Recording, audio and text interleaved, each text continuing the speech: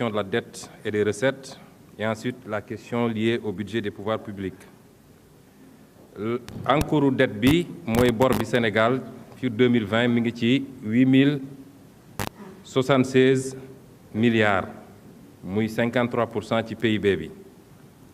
Intérêt dette bi mi ngi ci 364,8 milliards,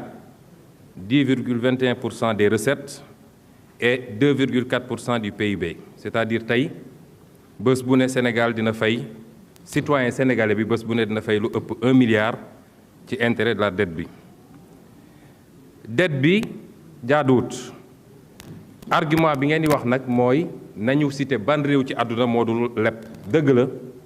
réew yëpp ay leb te réew yu ëpp bor Sénégal bëri na waaye réew yi ngeen di tëkkale seen bopp di comparer seen bopp dañu dajale ñett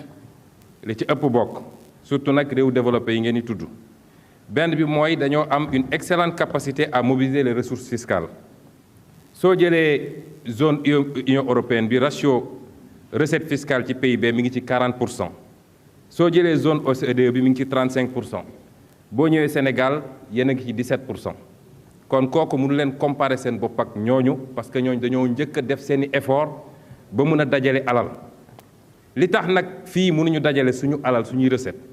li ci ëpp mi ngi jëm ci li ñuy wax les mauvaises pratiques fiscales. keroog fii dama la interpeller ci lenn. nga tontu say député tàccu la waaye yow li nga tontu xam nga ni loolu amut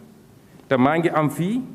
benn arrêté boo xam ne yaa ko signé woon 2014 bi ngay nekk ministre du budget ci arrêté boobu da nga ne woon indemnité pour frais de téléphonie dañ koy imposer arrêté baa ngi nii. soo ñëwaatee 2019 ne indemnité boobu duñ ko imposer ban Abdoulaye Daouda Diallo la ñu war a gëm wala la ñu war a comprendre te ba nga koy wax xam nga ni indemnité boobu c'est imposable. mauvaise pratique fiscale yi bokk na ci wax nañ léegi les conventions fiscales daaw fii la ñu toog ñu andi assemblée convention fiscale ak Luxembourg ma taxaw fii ne leen baaxul ci Sénégal def nañ kook Île Maurice baaxul ñëpp taxaw ne baax nañu wote ko waaye tey topp ngeen ñu ci ndax maa ngi nii ak lettre bi ngeen bind Île Maurice daal di dénoncer convention fiscale bi te li tax ngeen dénoncer ko mooy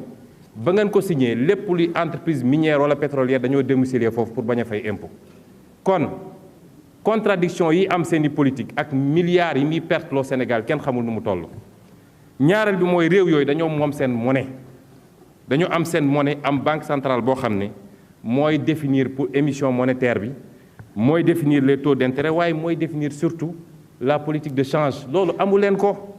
kon amu leen politique monétaire ñett mooy yor mbir mi politique monétaire politique budgétaire ak politique fiscale amu leen politique monétaire politique fiscale bi baaxul